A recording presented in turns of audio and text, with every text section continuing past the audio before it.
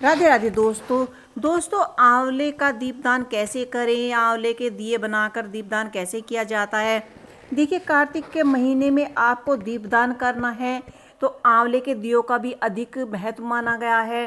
अगर आप आंवले के दिए बनाकर दीपदान करते हैं तो ये किसी सोने से, धन से या गौ दान से कम नहीं माना जाता। तो ये दीपदान कैसे किया जाता है, इसका मैं एक छोटा सा आसान तरीका बताऊंगी आपको जितने दिए दान करने हैं, 5, 7, 11, आप आंवले ले लें और आंवले कच्चे ही होने चाहिए। इसमें कुछ ज़्यादा सामग्री नहीं लगती है। इसमें रोली, कुमकुम, चंदन, घी, बत्ती, बस यही लगते हैं। तो आंवले को आप नीचे से ऊपर से देख लेना कि जैसे आपका आंवला सीधा रह सके उसी आकार से आपको आंवले को धीरे धीरे चक्कू से ऊपर से काटना है और इसमें गोल खड़ी बत्ती लगानी है, जिससे कि हमारी बत्ती आंवले में सीधी होकर ही जले। तो हमें यहाँ पर 5 आंवलों का दीपदान करना है। तो हमने यहाँ पर आंवलों को अंदर से खाली कर कर इसमें घी भरने की जगह बना ली है। तो इस तरह से सबसे पहले हम आंवले के दिए तैयार करेंगे और उसके बाद हम इनमें थोड़ा थोड़ा घी भर लेंगे, क्योंकि आंवले हैं, आंवलों में ज़्यादा घी नहीं भरा जाएगा। तो इस तरह से आप यहाँ आंवले में घी भर लें और इसमें खड़ी बत्ती लगाकर ही अपनी दीप को जलाएं। तो यह दीपदान बड़ा ही शुभ माना जाता है। कार्तिक के महीने में कच्ची मिट्टी के जो दीपक आते हैं, आप उनका भी दीपदान कर सकते हैं।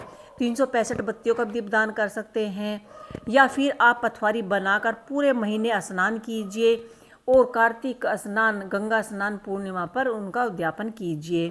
तो 30 दिए यानी कार्तिक के महीने पूरे 30 दिन का आप दीपदान कर सकते हैं। यह दीपदान पूरे साल का सबसे बड़ा पुण्य और फल माना जाता है। और इस तरह से आप इसमें गोल बत्ती सीधी रखिए, जिससे कि आपकी बत्ती खड़ी ही जले।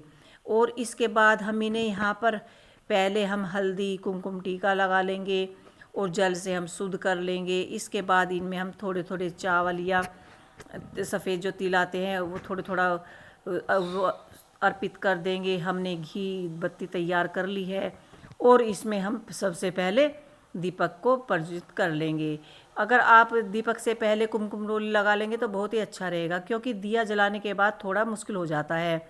तो ये हमने दिए को यहाँ पर जला लिया है और इसके बाद हम यहाँ पर रोली से जैसे हम पूजा करते हैं टीका लगाएंगे। पहले हम जल से इनको जल अर्पित करेंगे, उसके बाद हम यहाँ पर हल्दी कुमकुम अर्पित करेंगे, उसके बाद हम यहाँ पर इनको टीका लगाकर हाथ जोड़कर पूरे कार्तिक के महीने की पूजा अर्चना करेंगे, जिससे कि हमें भी कुछ पुण्य प्राप्त हो। तो कार्तिक के महीने में आप चाहे 5 दीप दान करें या 365 बत्ती का दान करें, आपको कार्तिक के महीने में दीपदान अवश्य ही करना चाहिए। अगर आप रोज़ाना किसी घाट या गंगा पर जाकर स्नान नहीं कर पा रहे हैं, दीपदान नहीं कर पा रहे हैं, तो एक दीपदान आप रोज़ाना सुबह उठिए, स्नान कीजिए। जब आप स्नान करते हैं जल में थोड़ा गंगा जल डाल लीजिए और लोटे से स्नान करके आप एक दिया रोज़ दान कर सकते हैं। तो इस तरह से आंवले के दिए बनाकर आप दीपदान कीजिए, इससे आपको पूरी साल का पुण्य प्राप्त होगा। तो ये मैंने यहाँ पर 4 दिए दीपदान किए हैं। आप 5 भी कर सकते हैं, 7 भी कर सकते हैं, 11 भी कर सकते हैं, वो आपके सामर्थ्य के ऊपर बात है। इसके बाद हम इसमें थोड़े से पुष्प, थोड़े से चावल अर्पित करेंगे और इस तरह से हम सभी का नाम लेते हुए, विष्णु भगवान का नाम लेते हुए, नारायण का नाम लेते हुए दीपदान करेंगे। तो इस तरह से आप हाथ जोड़िए। और ये दीपदान कहाँ करने हैं, ये भी सबसे ज़रूरी बात है। तो आपको परेशान होने की कोई आवश्यकता नहीं है। सबसे पहला जो दीपदान है वो हम अपने घर के मंदिर में करेंगे, क्योंकि यह दीपदान सुबह और शाम के वक्त ही किया जाता है। या तो आप सुबह 5 बजे कीजिए या फिर शाम को सूर्यास्त के बाद किया जाता है। एक दीपदान हम गणेश जी के नाम का करेंगे, एक दीपदान हम कान्हा जी के नाम का करेंगे, एक हम जलघाट के नाम का करेंगे और एक हम तुलसा जी पर दीपदान करेंगे और एक अन्नपूर्णा माता पर।